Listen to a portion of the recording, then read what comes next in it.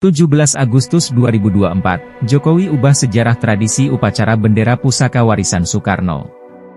Besok 17 Agustus 2024, Presiden Joko Widodo, Jokowi, bakal mengubah tradisi upacara bendera pusaka dalam rangka memperingati Hari Kemerdekaan Republik Indonesia ke-79. Perubahan itu terjadi pada lokasi upacara 17 Agustus ini digelar. Rencananya, Jokowi bakal menggelar upacara 17 Agustus 2024 di dua tempat sekaligus, baik pengibaran bendera pusaka maupun penurunannya, yaitu di Istana Merdeka Jakarta dan di kawasan pusat pemerintahan baru di Ibu Kota Nusantara, IKN, Kalimantan Timur. Hal ini bakal mengubah tradisi warisan Presiden pertama, Insinyur Soekarno. Mengapa demikian? Simak penjelasannya berikut. Sejarah awal upacara bendera dilaksanakan di Istana Merdeka. Upacara 17 Agustus pertama kali dilakukan di Istana Merdeka pada tahun 1950. Tepatnya ketika Soekarno telah kembali dari pengasingannya, menurut situs Kementerian Sekretariat Negara, upacara 17 Agustus 1950 dilakukan setelah ada pengakuan kemerdekaan Indonesia oleh Belanda, atau kita kenal dengan peristiwa Konferensi Meja Bundar pada Desember 1949. Sebab, beberapa tahun setelah Indonesia memproklamasikan kemerdekaannya, Belanda melakukan dua kali agresi militer. Selama 5 tahun, Belanda tercatat melakukan dua kali usaha perebutan kembali, yaitu pada 21 Juni 1947 dan 19 Desember 1948. Baru pada tahun 1950, Soekarno dapat leluasa memimpin upacara kemerdekaan di Istana Merdeka. Ia pun mempersiapkan fasilitas pendukung upacara, seperti memerintahkan pemasangan tiang bendera 17 meter, menyiapkan bendera pusaka yang telah dijahit ulang oleh Husin Mutahar. Soekarno juga harus membenahi kondisi Istana Merdeka yang awalnya bernama Istana Gambir. Sebab kondisi bangunan peninggalan Belanda di Jalan Medan Merdeka Utara sangat kotor dan berantakan. Tradisi upacara bendera di Istana Bendera.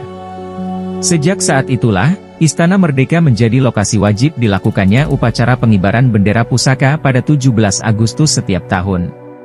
Bahkan 7 pemimpin negara ini sudah merasakan menjadi inspektur upacara HUT RI di Paleis Koningsplein, nama Belanda dari Istana Merdeka.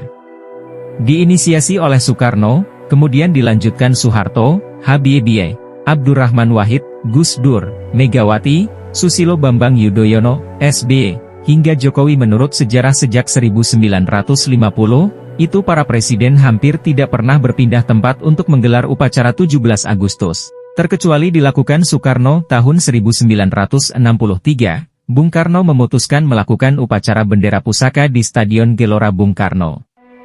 Lantaran, Soekarno ingin menunjukkan megahnya stadion terbesar Indonesia kala itu kepada dunia internasional, pemindahan lokasi upacara ini pun tidak berjarak jauh dengan Istana Merdeka dan masih di wilayah Jakarta. Bahkan, presiden berikutnya pun tidak pernah mengganti lokasi upacara di tempat lain, mereka hanya mengganti bendera pusaka dengan replikanya. Tujuannya agar bendera merah putih yang asli dijahit oleh Fatmawati tidak rusak. Upacara di IKN. Mengutip dari Presiden RI.go.id, upacara detik-detik proklamasi kemerdekaan RI akan dilakukan di IKN dengan waktu pelaksanaan mengikuti waktu Indonesia Barat.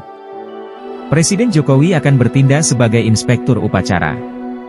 Sementara itu di Jakarta, Wapres Maruf Amin bakal memimpin upacara 17 Agustus 2024 di Istana Merdeka. Tahun ini, upacara HUT RI ke-79 dilakukan di dua tempat, yaitu IKN dan Jakarta. Upacara di halaman Istana Merdeka Jakarta itu mengikuti tata upacara militer di IKN. Kemudian upacara penurunan bendera Sang Merah Putih juga diselenggarakan di dua tempat, baik di IKN, maupun di halaman Istana Merdeka Jakarta. Itu agenda pokoknya, ujar Menteri Sekretaris Negara Pratikno, 1 Agustus 2024. Pelaksanaan upacara di IKN ini pun menimbulkan pro kontra di masyarakat. Tak hanya mengubah tradisi upacara 17 Agustus yang telah berjalan seperti tahun-tahun sebelumnya, sebab lain, masyarakat sekitar pun tidak dapat mengikuti upacara yang digelar di lapangan utama depan Istana Garuda itu. Alasannya, pemerintah memberikan undangan terbatas untuk tamu-tamu yang bisa hadir di upacara tersebut.